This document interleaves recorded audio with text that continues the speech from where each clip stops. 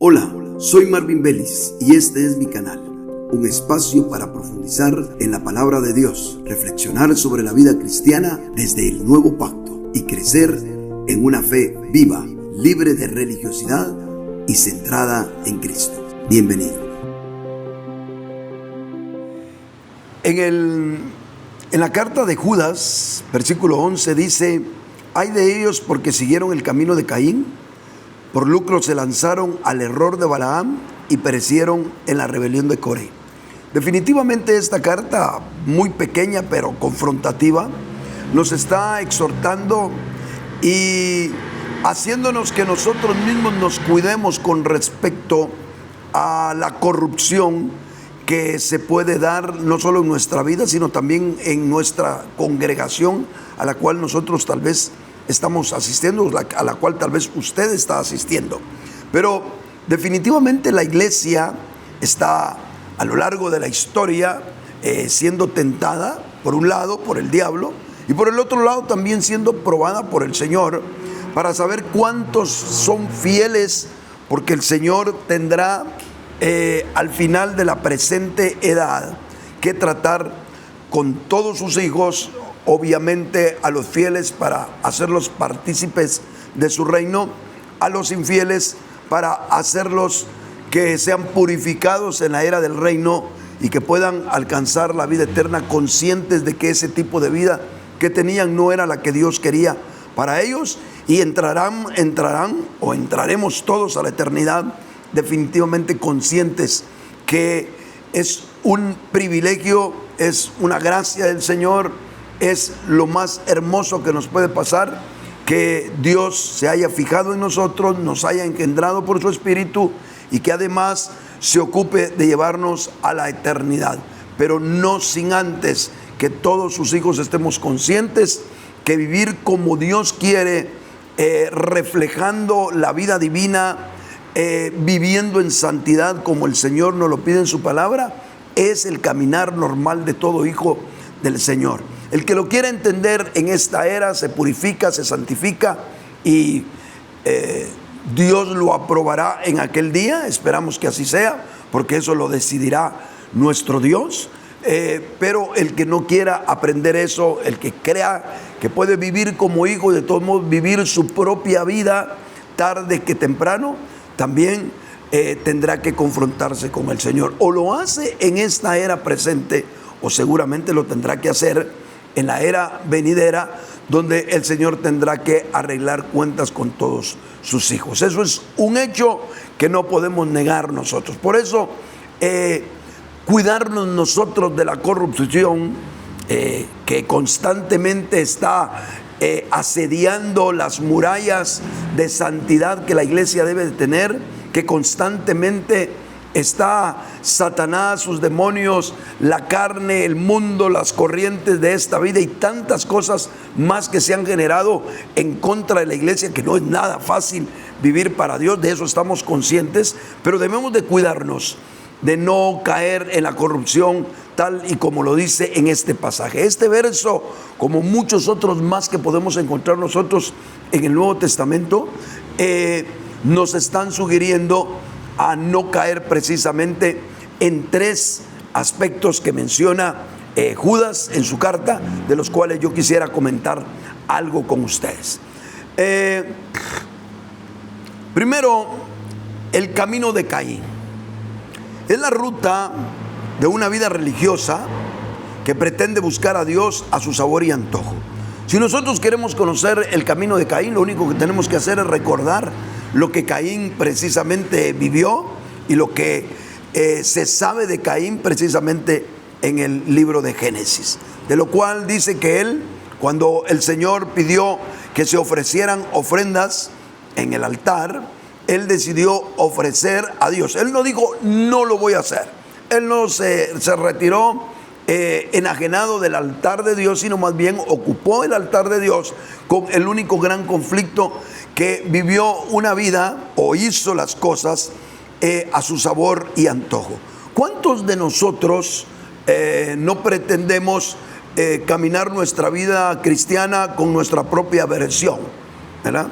Leo.1 o como usted se llame, usted pone su propia versión del Evangelio y dice: así quiero vivir como creyente, así espero estar, esto es lo que me gusta, esto es lo que quiero dar y así voy a vivir.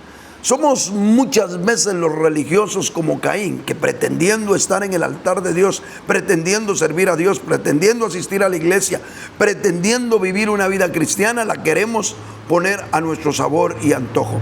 Déjeme decirle que serán lamentables las consecuencias que usted vivirá si usted precisamente quiere vivir de esa manera. Dios no nos llamó para que nosotros nos configuremos a nosotros mismos como queremos. No hay tales formas de vivir como nosotros pensamos o a nuestra propia versión como hijos del Señor. Hay una manera revelada por Dios, hay características que Dios quiere que nosotros vivamos, que nosotros nos ajustemos a ella. Ciertamente fuimos llamados a libertad y en esa libertad nos debemos de parar.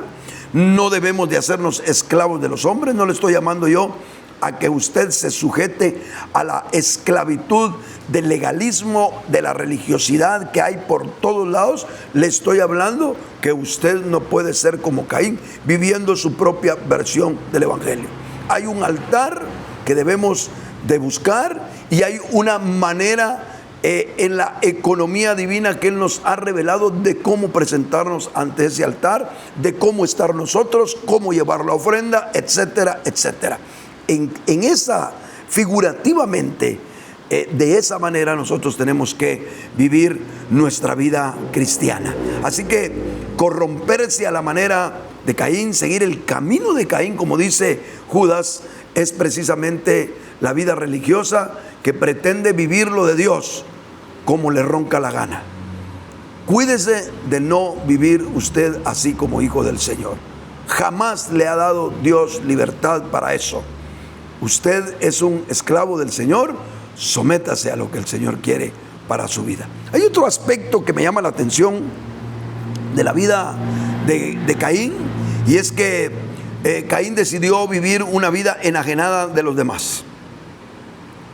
Cuando el Señor le pregunta por su hermano, le dice: ¿acaso yo soy guarda de mi hermano? Eso solo revelaba que Caín tenía una vida tan egocéntrica que no le importaban los demás. Bueno, no le importó tanto su hermano que decidió asesinarlo, ¿verdad? Y nosotros muchas veces somos asesinos, según Juan, el apóstol Juan, en la primera carta que él escribe, nos describe precisamente a los asesinos espirituales, que son los que no aman a su hermano y, agregado a eso, todavía guardan rencores, odio y muchas cosas negativas contra su hermano. Bueno, nosotros podemos corrompernos en el camino de Caín, dejando de amar a nuestros hermanos. Yo tengo por aquí una cita que rápidamente se la quiero leer.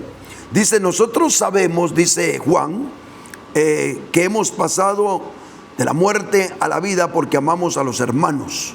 El que no ama permanece en la muerte.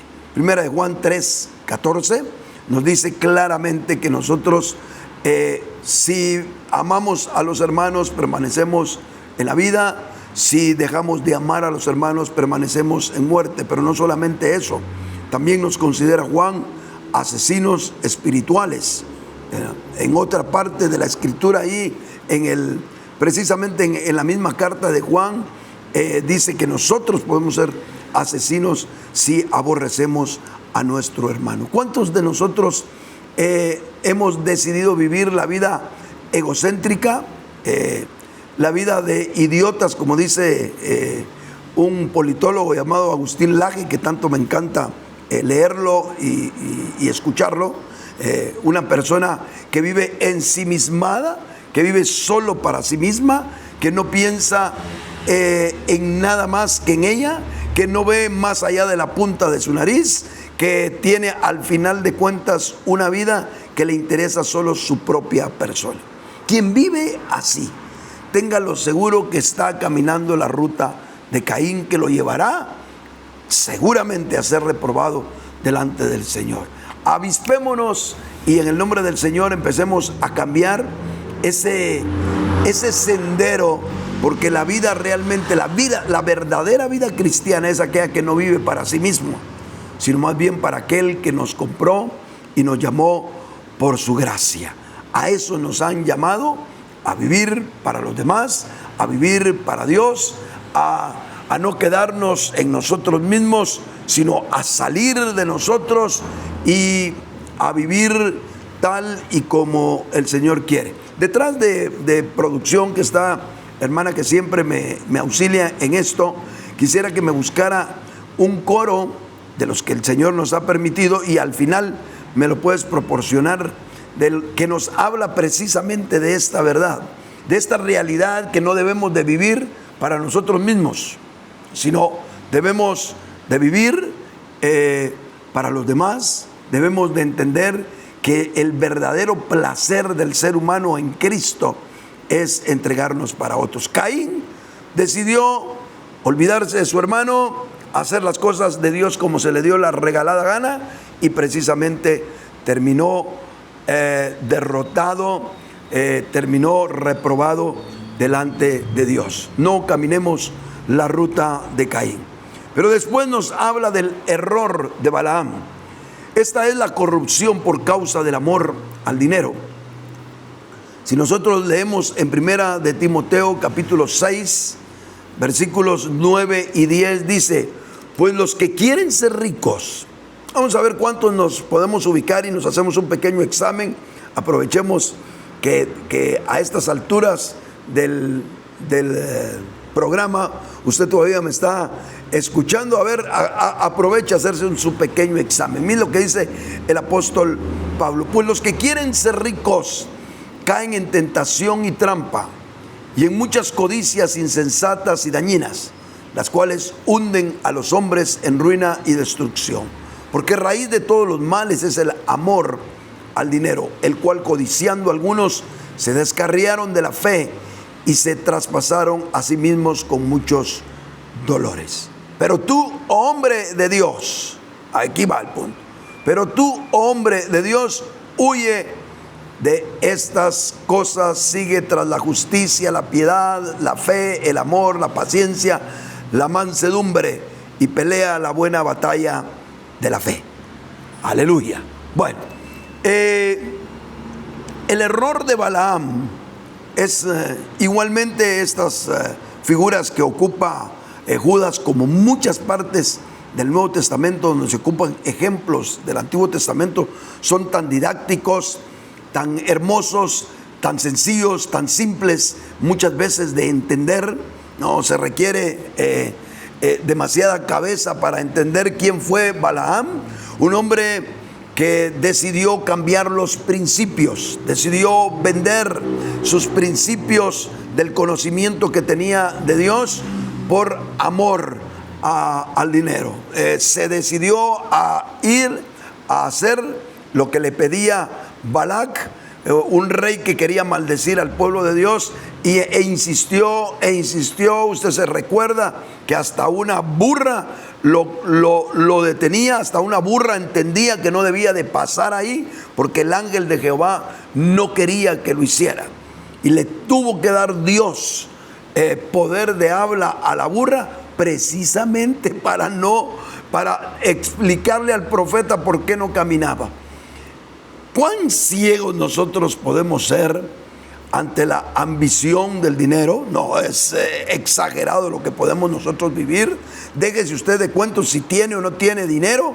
No esté pensando en si lo tiene o no lo tiene, porque la ambición es la misma, y a veces es hasta más fastidiosa, porque qué triste es ser ambicioso porque tiene dinero, pero mucho más triste ha de ser ambicioso sin tener dinero, ¿verdad?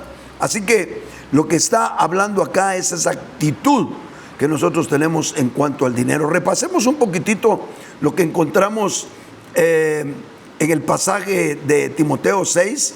Dice: los que quieren ser ricos, no es ningún pecado, por favor, digámoslo claramente, no es ningún pecado ser rico. No es ningún pecado proyectarse para hacer dinero. Los que están comerciando, los que están teniendo negocios, empresas, etcétera, que son cristianos, para nada se sientan redargüidos con ese pasaje por lo que están haciendo. Eso no es lo que está diciendo el apóstol Pablo. Aquí lo que está diciendo el apóstol es las metas que se han propuesto cada uno de los cristianos. El que lo que quiere es ser rico, ese cae en tentación y trampa y en muchas codicias insensatas y dañinas. Ahora, una cosa es querer ser rico y otra cosa es pretender hacer riquezas con fines muy específicos. ¿Por qué no piensa usted cuánto podría bendecir a la iglesia, a su iglesia local, al reino de Dios, a los pobres, a los necesitados, etcétera? Si usted se propusiera en el nombre del Señor pensar que con lo que usted alcance tiene más alcance para bendecir. ¿Por qué no? ¿Por qué no pensar en la prosperidad que podría tener su familia, en las oportunidades estudiantiles que podrían tener sus hijos? No es lo mismo tener un poquito más de poder económico y que nuestros hijos tengan oportunidades mayores a estar limitado y por supuesto también limitado en los estudios, en la alimentación y mil cosas más. Debemos de estar conformes, felices con lo que Dios nos da, mas sin embargo proyectarnos hacia obtener medios para alcanzar fines buenos como la familia, y lo repito, como la iglesia, el reino, etcétera. Por supuesto, qué maravilloso es. Lastimosamente, para muchos cristianos, entre más tienen, más tacaños son.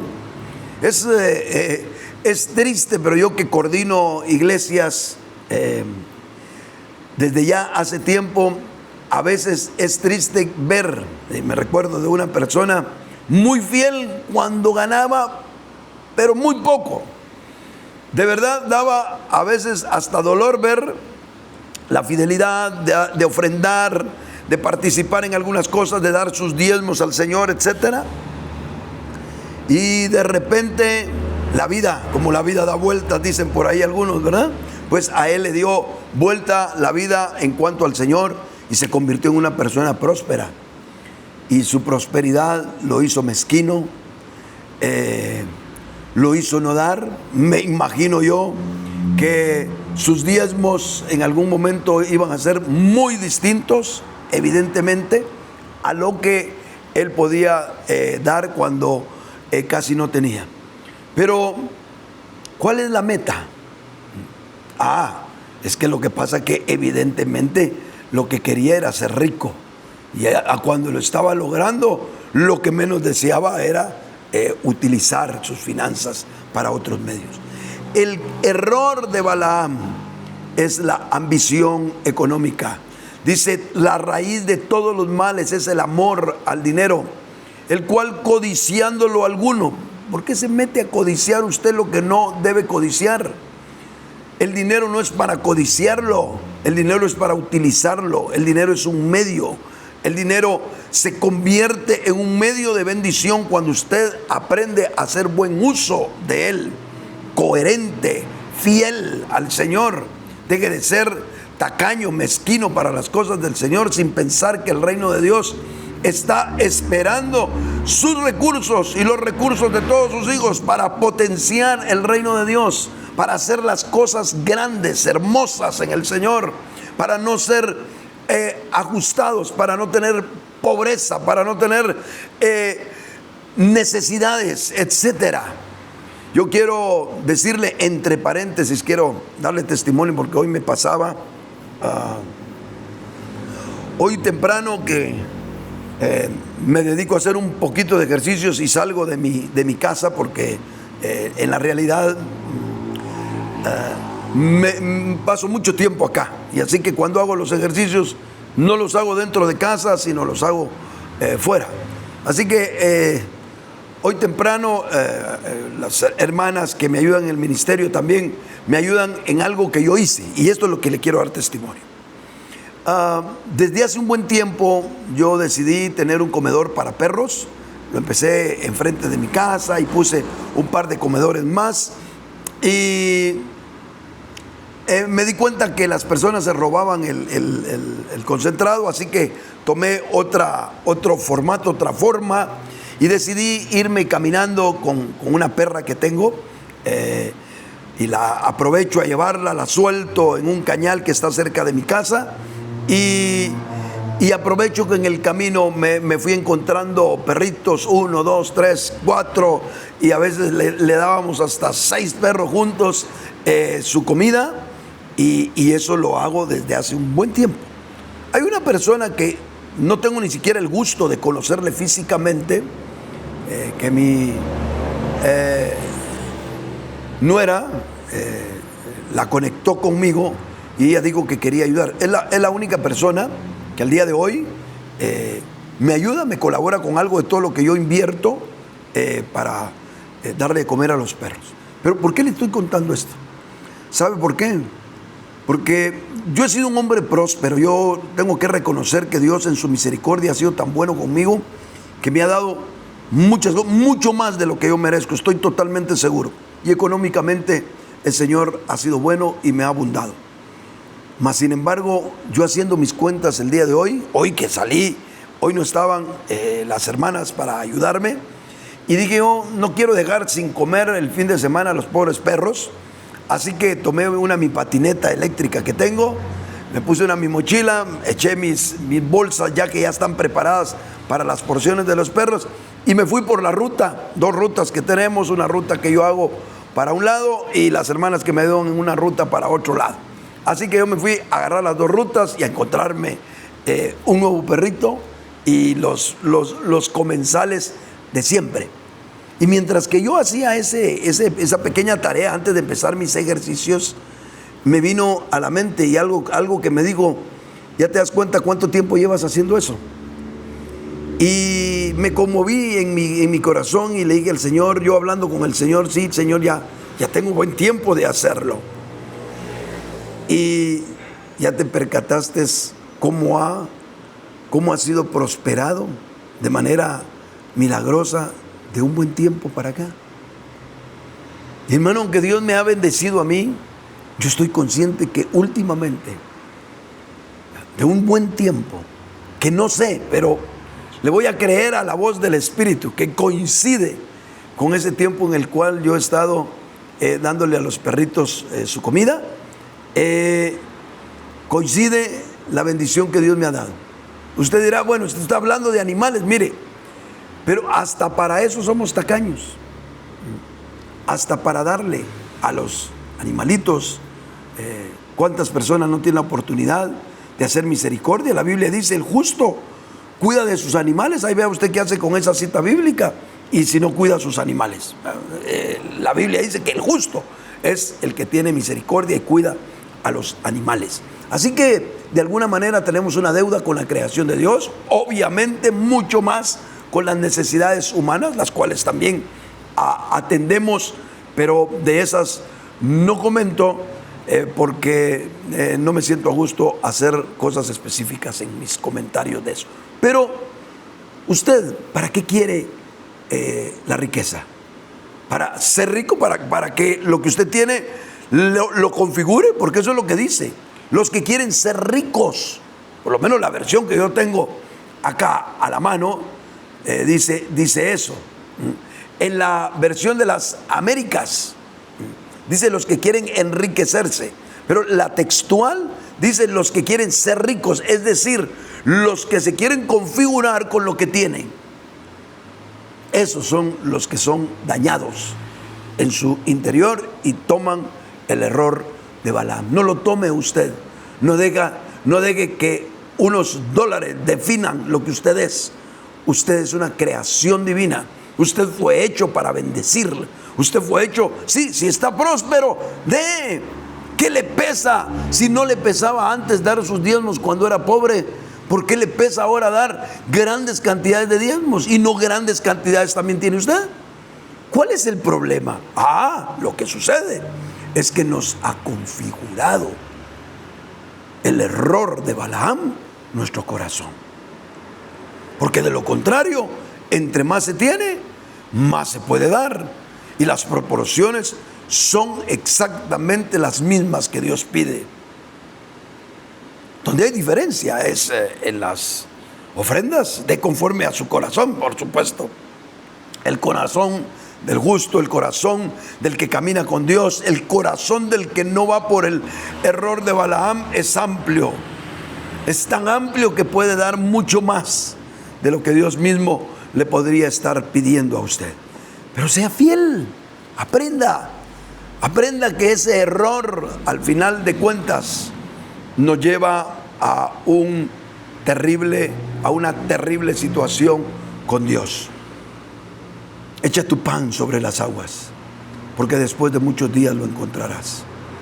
Rompa usted con la mezquindad y con el deseo de sentirse rico. Tenga el deseo, anhele tener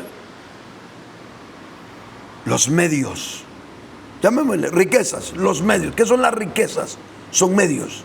¿Qué es ser rico? Es ser configurado. No anhele usted configurarse con las riquezas. Si usted quiere, proyéctese. Si tiene un negocio, proyéctese. Si tiene un trabajo, crezca. Si está estudiando, sea el mejor. Sea un buen profesional. Sea próspero, así como dijo Juan a uno de sus discípulos: amado, yo deseo que seas prosperado en todo, así como prospera tu alma. Así que no es ningún pecado el prosperar. Es una mezquindad decirlo. Es un evangelio mezquino, empobrecido, un evangelio de miseria decir eso. Pero igualmente es un evangelio de error, un evangelio de Balaam, cuando nosotros lo que hacemos es querer ser ricos, configurados por el dinero. Vamos rápidamente, porque me gustaría que usted llegara hasta el final del programa conmigo. Miremos un poquito acerca de la rebelión de Coré. Esta es la corrupción de rebelarse en contra de las autoridades. Yo no sé cuántos de ustedes, y déjenme hablar a las personas, a los creyentes que ya tienen su tiempo de estar en el Señor. Yo no sé cuánto tiempo tienen ustedes de estar en el Señor, pero esta es una lección básica.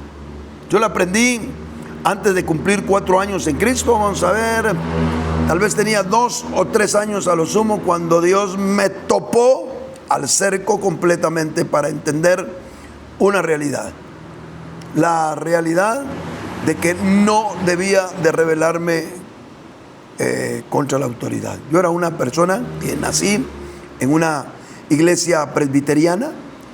Ahí me empecé mis primeros años, casi 5 años estuve en una iglesia presbiteriana, y de repente empezó a haber un poquito de avivamiento entre un grupito de hermanos, unos cuantos jóvenes, unos un poquito mayores, y nos reuníamos en diferentes lugares, en casas, etcétera, evangelizábamos, hacíamos muchas cosas, y empezó a caer una gracia del Señor, una búsqueda, aunque ninguno de nosotros tenía la experiencia de hablar en lenguas como en aquellos tiempos del movimiento pentecostés. Era tan famoso oír a la gente hablar en lenguas. Nosotros no estábamos todavía metidos en ese asunto, así que éramos un grupo de gente entusiasta que nos estaba el Espíritu Santo probablemente llenando de alguna manera sin que nosotros lo supiéramos. Y en alguna ocasión nos fuimos a orar a uno de las aulas que tenía la iglesia donde asistíamos, y caímos postrados, empezamos a llorar, y yo de repente abro mis ojos y en lugar de ver el suelo miro la gran punta de un zapato, y era el zapato bostoniano de uno de los ancianos más recalcitrantes de la iglesia donde íbamos. Nos hizo que nos levantáramos, nos dio una gran jaboneada, nos habló, nos regañó y nos llevó con el presbiterio de la iglesia, porque decía que nosotros éramos gente rebelde, que éramos pentecostales metiendo cosas en una iglesia, que aborrecía todas las manifestaciones de Dios. Y lo único que estábamos haciendo era llorar. Así que la primera gran disciplina que yo tuve en el Evangelio fue por orar llorando, o más bien dicho, sí, oraba y lloraba. Y por orar y llorar, como Jeremías dice un coro por ahí, yo recibí disciplina como de 6 meses, sin poder hablar, sin poder leer la Biblia, sin nada. No teníamos muchos privilegios, no sé qué tanto nos quitaron, pero nos pusieron en disciplina a mí y a otro muchacho más. Después de un mes, este muchacho me dijo: yo me voy, yo no soporto a todos estos religiosos. Y me dijo: andate conmigo, vámonos a otra iglesia, vamos a una iglesia avivada. Y dentro de mí yo decía: no me voy porque no les voy a dar gusto. En mi ignorancia espiritual no les voy a dar gusto. Mejor termino la disciplina y cuando la termine me voy. Y eso le dije yo a él. Él no, él se fue. Yo decidí quedarme. En esos días, después de que yo tomé la decisión, aparece en mis manos uno de los libros que más me cambiaron la vida de manera clara y profunda: La autoridad espiritual de Watchman Nee. Ni siquiera era de los libros de Living Stream Ministry que ahora se publican, sino era de Ediciones Hebrón, me parece ser, algo por el estilo. La cosa es que era de los más viejitos que usted se puede imaginar. Todavía me recuerdo la portada, algo de amarillo era la pasta del libro. Creo que todavía lo debo de tener entre mis cositas que guardo de antaño. Y ese libro, cuando lo leí, me cambió la vida. Y dije: bendita la misericordia de Dios. Dios me detuvo para no romper con una autoridad. Después pasó la disciplina, yo seguí en la iglesia y ya en otra ocasión le contaré más de mi historia. Pero algo me pasó. Al día de hoy tengo 61 años, ahorita que me está escuchando usted este mensaje, y me convertí a los 14 años. Quiere decir que yo tengo 47 años de conocer al Señor. Y pregúnteme usted, me podrán conocer personas de las que usted ni se imagina, gente como el doctor Otoniel Ríos Paredes, mi apóstol, con quien estuve una buena cantidad de años y me envió a predicar al Salvador. Estuve con el hermano Marvin Byers, estuve bajo la autoridad de otros ministros más del Señor, y hasta el día de hoy puedo salir por este medio a decirle al mundo: bendita la misericordia de Dios, nunca le he cortado ni la punta del manto a ninguno de los que han sido mis autoridades. Puedo con toda libertad, sé que el mismo hermano Marvin Byers todavía vive, el hermano Otto ya no, pero el hermano Marvin Byers puede ser testigo. Si algún día ustedes le presentan este video y le pueden decir: es cierto lo que dice su tocayo, el hermano Marvin Bellis. Sí, él me invitó a que yo me fuera. Ya no tenía lugar para él, ya no tenía lugar en su organización. Yo era muy dinámico, etcétera, y me dijo: ya no es tu lugar acá, te invito a que te vayas. Y yo todavía le dije: me voy, si usted me bendice. No hay problema, aquí nos quedamos bien, solamente te pediría que no nos siguieras visitando por razones éticas. Y él me despidió en paz. De la presbiteriana me despidieron también, hasta que me dijeron un día: Marvin, este no es tu lugar, estás detenido acá con todo lo que Dios te puede dar. Aquí hay tu cartita. Y creería yo que si voy a la iglesia presbiteriana El Divino Salvador, donde yo estuve, y voy y creo yo que está el pastor, que fue muy amigo mío, todavía se ha de recordar de mí, ahí ha de estar archivado la copia de la carta que alguna vez me pusieron en mis manos y me dijeron: vete con bendición, pero vete. Así que bendita la misericordia de Dios.